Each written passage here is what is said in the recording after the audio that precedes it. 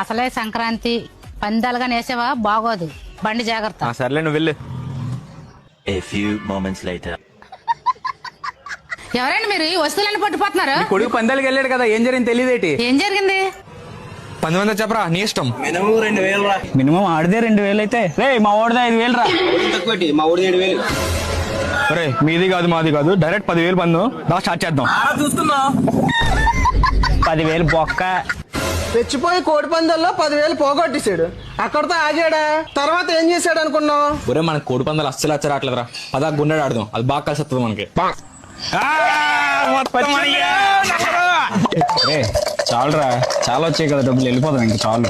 Hand full rice మంది అస్సలు తగ్గద్దు, మొత్తం డబ్బులు 3 మీద తమ్ముడు వేసే. అయితే మాత్రం ఈ సామాన్లు ఎందుకు పట్టుకెళ్తున్నారు? తర్వాత ఏం చేశాడు విను. పండ్రా వచ్చాక పోతావరా అని మర్యాద రేజింగ్ బొక్క అని చెప్పి మొత్తం డబ్బెట్టు. ఒరే మన ప్యాకెట్ బ్యాలెన్స్ ఉంది, మన ప్యాకెట్ ఎర్రదీస్తాం, దాడ పోదాం.